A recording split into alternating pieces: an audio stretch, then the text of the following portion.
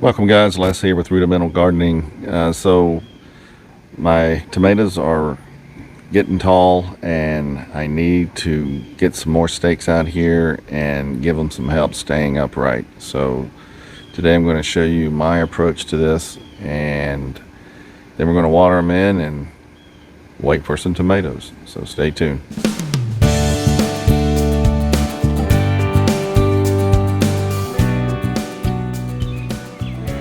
Alright guys, let me get in here and show you what I'm dealing with here. So if you've been watching my previous videos on my tomatoes, they have grown considerably, even from the last one that I did. And now they're getting to a point where, with all the suckers that have been growing, again, these are all determinate varieties of tomatoes. And that's all I grow pretty much in containers, in these grow bags, 7-gallon grow bags. And so now the suckers and growth are getting to a point where they need to be controlled and supported. So you can see back here, got some flowers here, but that's good. You can see how they've split, and you know, I got like 2 main stems here. So I need to support these guys. I need to put a stake in here and get that supported, and I need to get one over here on this one, because these are all going to produce flowers and fruit, and once that fruit gets going, you know, it's going to make it put some pressure on these branches, and I don't want these things breaking off. And they've all gotten to that point pretty much. If you look, this one's the same way. Again, more flowers, but I need to get some clips. This you can see right here where my last clip was, and it's grown considerably. So I need to get more clips, clip what's already there, and put in more stakes to support the newer secondary and tertiary stems that are coming up. So, you know, the suckers will form their own, it's like another plant basically, right? It's like another main stem, and that's kind of what we're seeing right here. So I just use, for staking, I just use these bamboo stakes. They're cheap. You can get them at Lowe's or Home Depot or just about anywhere. Any nursery would carry them. But I mainly use them because they're cheap, and I've had these 2 years now. And when they get brittle and break, I just throw them out. And I think you can get them at Lowe's. Lowe's has the best price on them actually, because you can get, I think there's 24 pack, and it's like $8 or something. You know, it's ridiculous. So let me get some stakes, and I'll show you what I do.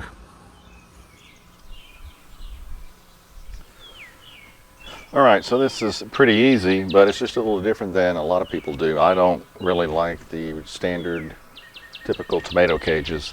They take up too much room in my garden, the way that I grow my plants in these grow bags. So this has worked for me. I do have to use a lot of stakes, but like I said, they're cheap and replaceable. So so I'll just put a new stake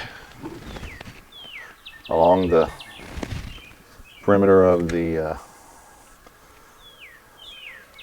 stem. Just put it down in there, and then I'll get a clip. Hey guys, just a quick disclaimer on these clips that I've been using. I bought a big bag of these some time back, and I've been using them, and that's why I am using them now, just to get rid of them and get through the bag. I don't want to waste them. But I am using these clips in a manner that they were not designed to be used for, which is okay, but you need to understand that these are made to go on a line trellis, where you have a string running up from a guide wire or a pole at the top down to the base of the plant, and then the string actually clips into the little crimp in the back there, and when you close it, it secures it, and then the stem of the plant goes in the middle. The way I'm using it is just a regular clipped. So one thing you do have to be conscious of is the spacing within the clip. So like on this guy right here, there's plenty of room there for that guy to grow. But the ones down here at the base, I have to keep an eye on. So if you look at this guy, it's getting pretty tight. So I may replace that with a piece of the flexible tape, plant tape, and because I have a roll of that in there too. But I was just using these, and these tomatoes have some pretty good stems on them, so I'm going to have to keep an eye on that. But you don't want to restrict your plants, so I just wanted to make sure everyone understood that, and that these clips were made for a specific use, which I am not using. So use your own judgment, make your own decisions. And I just put a clip on here like that, just to hold it, and that'll keep that where it needs to be. Now as these grow, there could be another, like this one over here would be good. Let me reposition the camera here. So this one would be a good example. So I got the main stem here, but I got this sucker that started growing, which is going to be another main stem basically, and this one eventually will be. So I may have 3 stakes in the ground for this guy, but right now I'm just going to stake this one. And these stakes come in 4 feet, 6 feet, and 8 feet. You typically see the 4 foot and the 6 foot. So I'm going to reposition that on this side. Stick it in there and get a clip.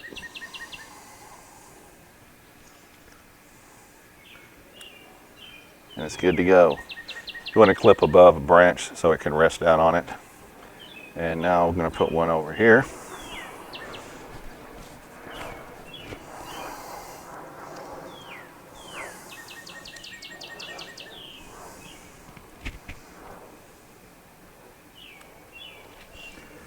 And that guy should be good, at least for a little while. These things grow so fast, I have to come out here and check on them. So that's pretty much how I'm going to do it. Now, again, I'll come in, if you saw my base pruning video, I'll put a card up for that.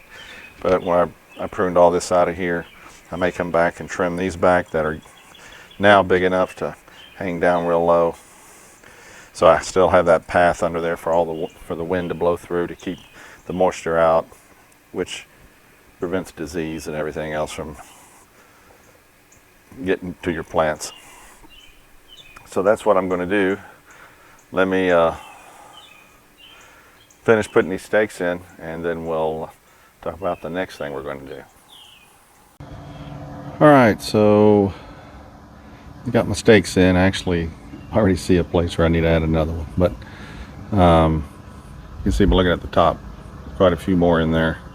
Had to use a couple of my 8-foot stakes, but so basically you're just supporting those larger stems as they develop, and with the expectation that they're going to produce flowers and fruit, and they're going to need that extra support so that they don't try to tip over or lean over and break off a branch, or lean over into the next pot and get the fruits smashing together and creating a disease zone for the tomatoes. So you don't want to do all that. So you got to be out here looking at it. Now I am going to interplant some of my other plants in with the tomatoes here, probably within the next week. So I'll be spreading some of these tomato plants out. Got my peppers going over here as well, but I got zucchini and yellow squash down there with the little mesh guards on them, and those are kind of neat. I'll show you if you haven't seen these. These are just things that they sell for picnics, for to put over their plates of food or containers. They got all different sizes, and so I bought some and have used them over the years, and they work pretty well.